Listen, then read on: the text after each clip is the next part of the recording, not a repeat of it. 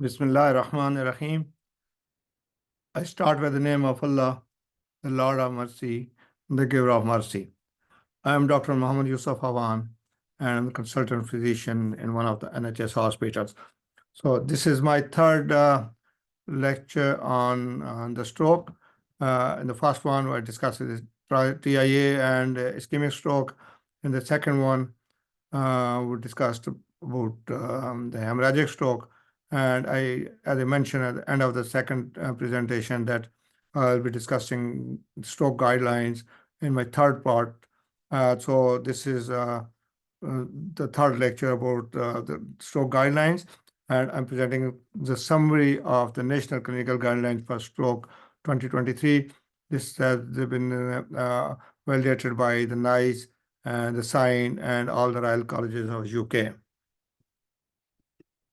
So as you know, the stroke, as you know, maybe the TIA, ischemic stroke, or the hemorrhagic stroke, and the pre-hospital care, the patient presents with any focal neurological serious sign. The first thing we need to do is rule out hypoglycemia, do the blood sugar, the capillary blood sugar. That is very easy to do, and is done on the bedside. And the screen for stroke with a validated tool. There's some of the the validated tools are really easy to use, and most of the people in the triage and emergency services are familiar with this thing. But even the healthcare healthcare worker working with ambulances are trained for screening for the stroke, and they take the patient with any focal neurological sign to the stroke unit immediately. So the screening, if the screening is positive and you know that the patient has some element of stroke, the transfer to the hyperacute stroke unit immediately rather than taking this patient to the A&E or the triage. If the screening negative, but there's still high suspicion, treat as the stroke till seen by the specialist stroke clinician, and he is able to rule out the stroke. So the guidelines state that all the patient with any focal neurological sign, that after checking the blood sugar, should be taken immediately to the specialist stroke unit. So this must be seen by the stroke clinician immediately or as soon as possible. So before taking the patient to the hospital, the concerned hospital and the stroke team should be alerted that this is the patient with all these symptoms, and this is the presentation, and we are bringing this patient to the hospital, so they are alert and aware of the patient coming with neurological sign, and they know what to do, and they can do all the recommendation, the guideline within the time frame. And of course, we really need to check for the vital signs, the blood pressure, the airway, the temperature, and monitor these vital signs while we are taking him to the hospital. So the patient should not be fed anything till he's be assessed by the trained health professional, and the stroke, and stroke has been ruled out. So it should be kept nil by mouth till is seen by the trained health professional. So we should not feed him you should not be given any medication, any food, anything to drink, so that don't aspirate anything. So that's very important. The patient should not be given anything to take orally.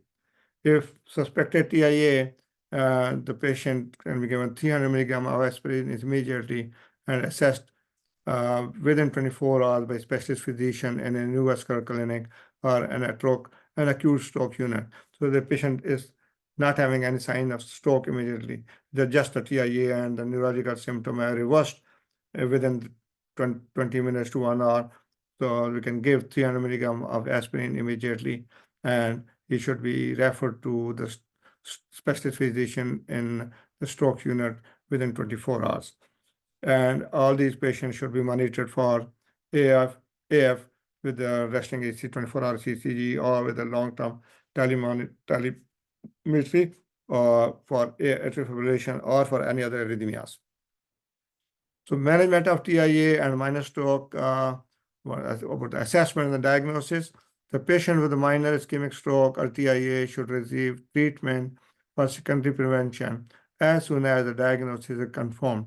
And the secondary prevention is the same as for secondary prevention for any vascular problem, right? Ischemic heart disease, MI, the cerebrovascular disease, peripheral artery disease. So all these diseases need secondary prevention effect, and this should include supporting my lifestyle factors, modifying the lifestyle factors like cessation of smoking, alcohol consumption, diet, and regular exercise, antiplatelet anticoagulant therapy as needed, high intensity statin therapy, and blood pressure lowering therapy. This is the new 2023 guideline.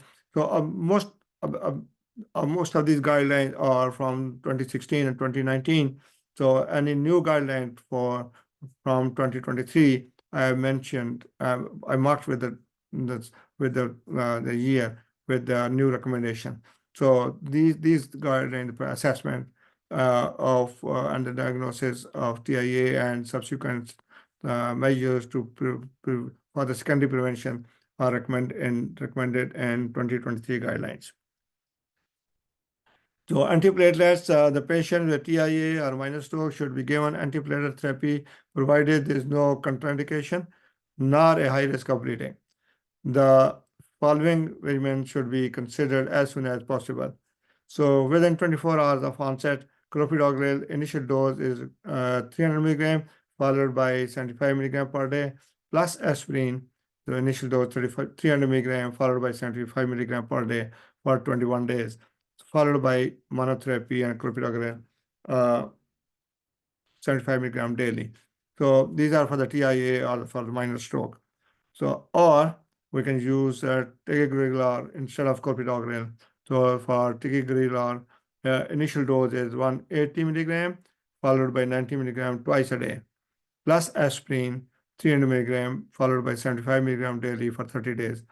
And this, after 30 days, as antiplatelet therapy may be continued as monotherapy with ticagrelor 90 milligram twice daily, or clopidogrel 75 milligram once daily at the discretion of the prescriber. So one of these two, either the ticagrelor or clopidogrel, can be used for long-term antiplatelet therapy. So high intensity statin immediately. This is now recommended in 2023 guidelines. So non-disabling ischemic stroke and AF start anticoagulation after excluding bleed. So the patient has minor stroke and they had atrial fibrillation. So rule out intracranial bleed and start with anticoagulation with oral NOAC, or if the valvular problem is the warfarin, immediately after excluding the intracranial bleed by CT. Carotid imaging within 24 hours is recommended. This includes carotid duplex ultrasound or either CT angiography or MRI angiography. The symptomatic severe carotid stenosis, that means there's a 50 to 99%, and any carotid stenosis within this range with symptom, so should be referred for carotid endarterectomy within 7 days of the onset of symptom. So previously they used to do the endarterectomy within 2 weeks. The new guidelines recommend that they should be the endarterectomy, carotid endarterectomy should be done within 7 days of the onset of symptom. If there is less than 50% of stenosis, so these are not recommended for any carotid intervention. The simple medical treatment with antiplatelet and high dose, high intensity statin is enough. So the acute stroke, so the major stroke, so diagnosis and the treatment, and this is done by the CT. So the recommendations are that admit directly to the hyperacute stroke service and do the CT within 1 hour. So that pre-alert the team, and the CT head should be done immediately on arrival, but not later than 1 hour. Interpretation of the acute stroke imaging for decisions regarding reperfusion treatment should only be made by the healthcare professionals who have received appropriate training. So this should be done immediately by the trained health professional. although nowadays some algorithms with AI, artificial intelligence, or that they are being used in some of the trust for interpreting the CTs, so for recommendation for reperfusion treatment. But the guidelines, 2023 guidelines usually don't mention about those. Patients with ischemic stroke who are potentially eligible for mechanical thrombectomy should have a CT angiogram from the aortic arch to the skull vortex immediately, and they should not delay the administration of intravenous thrombolysis. So if the thing the carotid angio or carotid Doppler is recommended, think of the just patient might need mechanical thrombectomy after thrombolysis. So CT angio should be done immediately, but they should not delay the treatment with thrombolysis. The intravenous thrombolysis should be done immediately within 4.5 hours.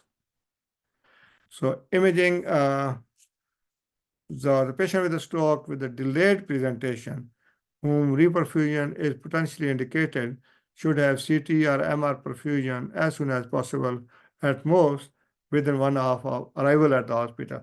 Irrespective of the duration of the symptom, even if the patient reach lead after 4 to 4.5 hours of onset of symptoms, their CT head should be done immediately.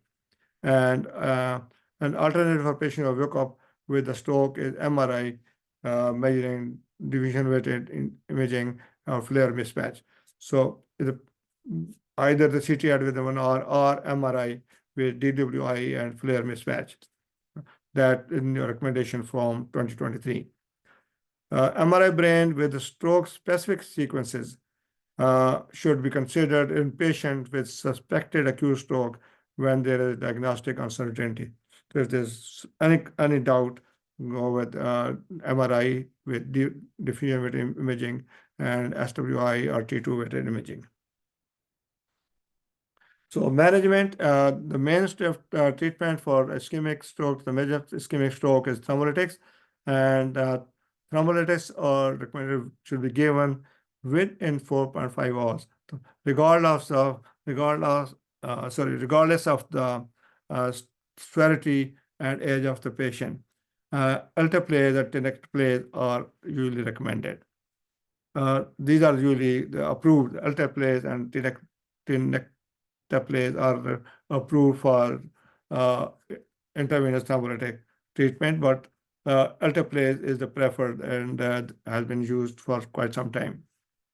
Patients with acute ischemic stroke, regardless of the age or stroke severity, who were last known to be well more than 4.5 hours earlier, should be considered for thrombolytics with alteplase if the treatment can be started between 4.5 to 9 hours of known onset, or within 9 hours of the midpoint of sleep when they have woken up with the symptom. So if the patient slept well at night and they woke up with the stroke symptoms, so midpoint of these two timings, when suppose he slept at 11 p.m. and woke up at 6 a.m. with the stroke symptoms, so 6 plus 11, 1 hour, 7 hours. So that's duration. Midpoint means 7 or 3.5 hours plus the presentation. That should be the duration of the symptom. And if they have the evidence from CT/MR perfusion or MRI of the potential to salvage brain tissue, so if there has been some indication from the imaging study that this part of the brain and surrounding the stroke can be salvaged, so they should be given thrombolytic even after 4.5 hours, but within 9 hours of the onset. This should be irrespective of whether they have a large artery occlusion or require mechanical thrombectomy. So that doesn't affect the thrombolytics. So the blood pressure must be reduced to less than 185 or 110 before starting thrombolytics. Other contraindications for thrombolytics are the same. So for the mechanical thrombectomy, patients with acute ischemic stroke eligible for mechanical thrombectomy should receive prior intravenous thrombolysis unless contraindicated, irrespective of whether they have presented to an acute stroke center or a thrombectomy sector. So wherever they present, so before mechanical thrombectomy, they need thrombolytic treatment unless there has been some contraindication for thrombolysis. Patients who were previously independent should be considered for combination intravenous thrombolysis and intraarterial clot extraction using a stent retriever and or aspiration techniques. These are the techniques used for uh, clot extraction. If they have a proximal intracranial large artery occlusion causing a disabling neurological deficit. So that depends upon the severity of the stroke and the occlusion of the large artery, which is accessible for the procedure. And the procedure can begin within 6 hours of the known onset. So extended eligibility criteria for extending thrombolysis to 4.5 to 9 hours and the wake-up stroke. So these are the wake-up stroke mean if the patient has more than 4.5 hours from the last seen valve, no upper limit, do the imaging and give thrombolytic. Wake-up stroke or unknown onset of time. This is calculated from the sleep when the patient went for the sleep, and more than 4.5 hours last seen valve that before the sleep, and within 9 hours of the midpoint of sleep. So midpoint of sleep means if from 12 to 6, the 3 hours, and it represents within 9 hours from that point. So that he's a candidate for thrombolytic treatment. And if the known onset of time, then 4.5 to 9 hours. So in the posterior circulation, the vertebral basilar circulation, the patient with acute ischemic stroke in the posterior circulation within 12 hours on onset should be considered for mechanical thrombectomy combined with thrombolysis if eligible. If they have a confirmed intracranial vertebral or basilar artery occlusion and the NIHSS score is less 10 or more, combined with a favorable PC aspect score and pons midbrain axis. So these are the calculation done by the stroke team and the mechanical people who are involved in mechanical thrombectomy. So if even the posterior artery circulation, when the vertebral basilar circulation, so the time duration is 12 hours for thrombolysis and for mechanical thrombectomy. And all these patients should be followed by with aspirin, 300 milligram daily for 3 weeks, and can have PPI as gastroprotection with antiplatelets. So management of intracerebral hemorrhage, any person presenting with sudden severe headache and an altered neurological state, consider the diagnosis of subarachnoid hemorrhage.